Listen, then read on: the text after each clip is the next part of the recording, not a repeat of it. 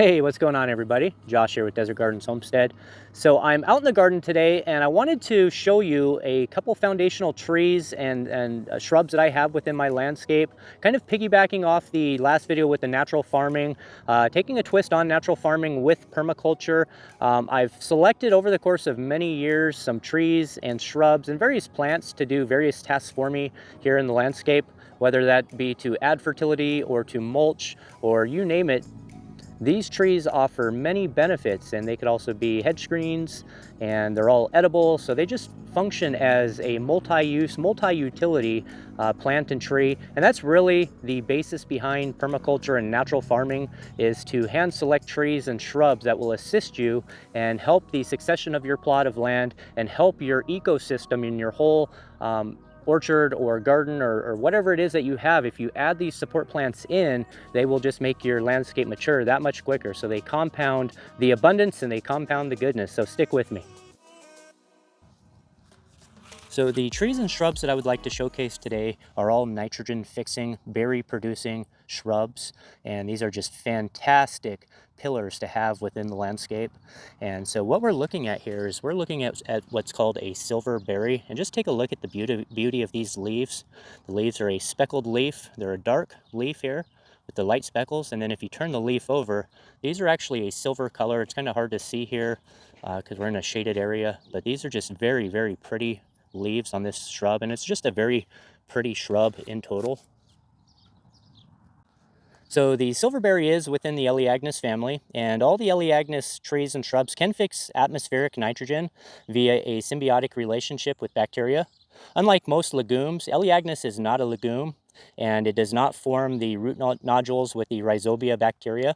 It forms a relationship with Actinomycetes, a bacteria capable of nitrogen fixation. And due to nitrogen fixation, it's often used in land reclamation projects to improve the soil fertility in degraded areas. So it's just perfect for restoring the fertility in areas that have just been neglected, or dead soils, or in a lot of cases, the old landfills and such, just to restore the balance.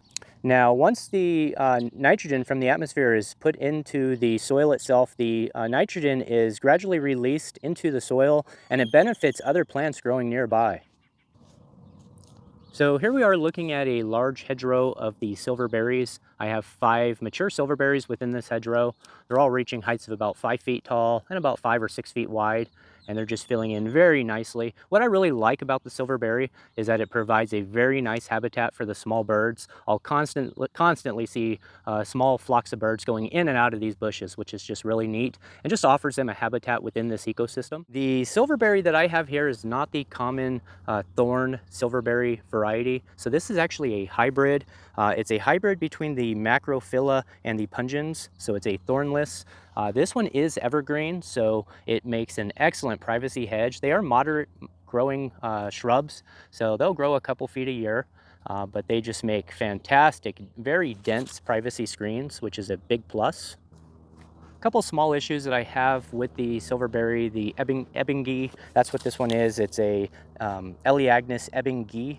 And so the issues that I have with this particular variety is that every once in a while, one of the branches coming off will just die back. And I've actually had a couple of large branches on a few of these shrubs just die back. And that seems to be a pretty common occurrence. I'm not sure if it's just with the Ebingi itself or with the Elaeagnus, but I just mainly notice it with the silverberry itself, the Ebingi variety. And so that's one drawback. It's, it's not too big of a deal. You just have to prune it off. But if it's a large branch, if it's half the bush, it can be an issue. And another issue is that they're very shy on fruiting. And so like most other Elaeagnus, you do need cross pollinators, a few of the same variety or multiple varieties within the same area. And so I made sure that I've got quite a few cross pollinators for these. Like I said, I've got 5 here in this hedgerow, and I've got 2 others in other locations, but I've also got the autumn olive and the gumi berries and everything else nearby within 100 feet or less. And so there should be no reason why there would be any cross-pollination issues. They do fruit, but it's just very sparse. And so I'm just hoping that over the course of many years, once they really mature, I'm hoping that the fruit will be more of a common occurrence and less hit or miss like they are now. And so these bushes can get to heights of about 10 to 12 feet tall. And so they're about half mature at this point. And so I'll just keep, watching them. But their main utility here is the privacy hedge, and they're doing a fantastic job at that. And then an added plus is that they provide a habitat for birds and bunnies and other small odds and ends, and also gives my dogs a place to hunt.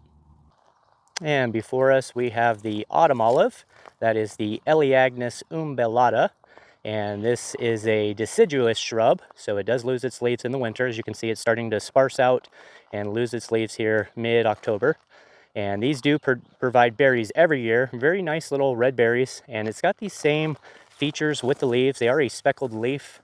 I'm not sure if I can find a good leaf, but they are a speckled leaf. And they've got the different tone on the underside.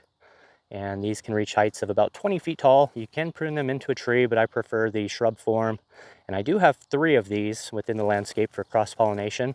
And this one here is helping my figs as well as my high-density orchard here with the fixed sequestration of the nitrogen. And probably one of the most popular Elaeagnus plants, these are the gummy berries. And so if you're familiar with the gummy bear candy, that is where the concept came from, is from the fruit of these trees. And these are also deciduous. They can grow to heights of about 10 to 15 feet tall. I do have here 2 here right next to each other. I have the sweet scarlet, which is the larger one. And then I have a carmine, which is the one next door. The carmine seems to be a very slow growing shrub. The sweet scarlet grows a little bit faster, but these are right next to my chicken run. And the chickens get the benefit of any fruit drop, as well as a leaf here or two when they can stick their head out and clean some of the tree branches and limbs that are within reach. Now, from my experience, it seems like the gummy berry seems to be alternate bearing. I received quite a few the year before last, but this last year I didn't receive anything.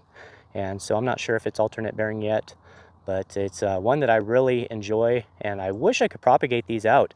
Elaeagnus is just one of those families that I am just batting almost to zero at. I think I've probably propagated maybe 2 or 3 autumn olives over the years, but as far as the gummy berries and the silver berries, I just cannot seem to propagate them. I've done everything imaginable to try to get them to propagate, and there's got to be a way because they are propagatable, or they're being offered by the nurseries.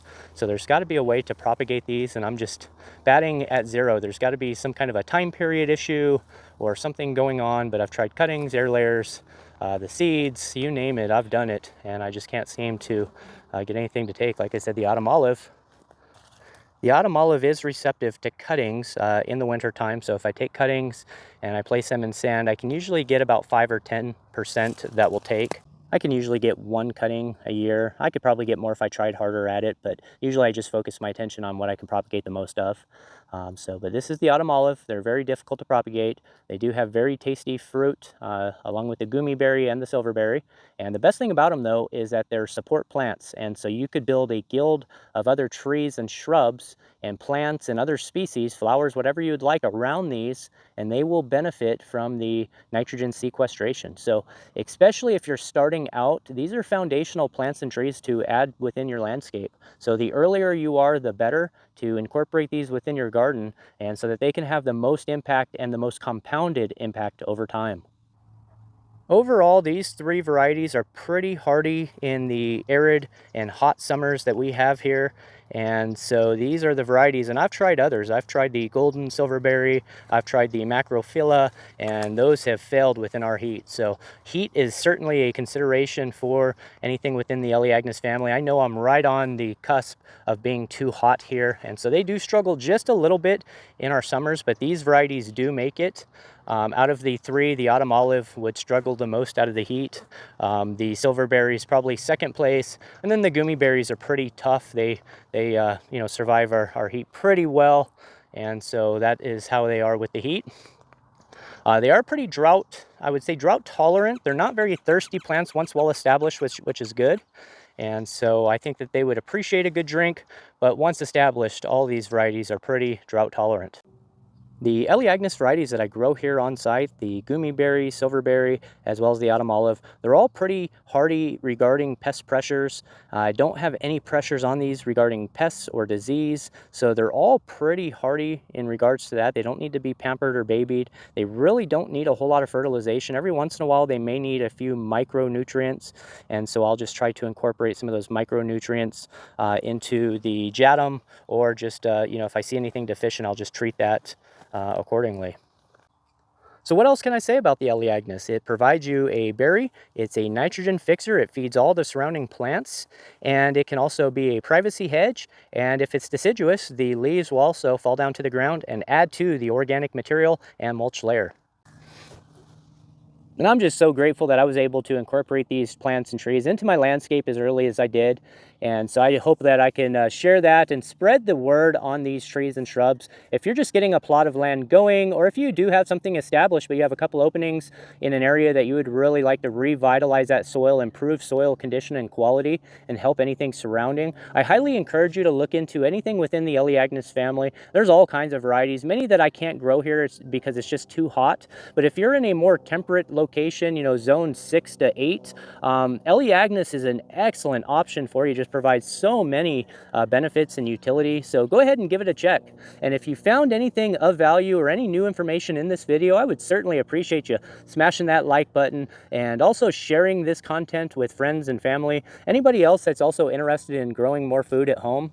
And if you haven't already, if you could also subscribe to the channel, I would surely appreciate it. So once again, thanks for tuning in today and checking out this channel as well as this video. And I hope you have a great and an amazing day with many green thumbs, and take care. God bless you.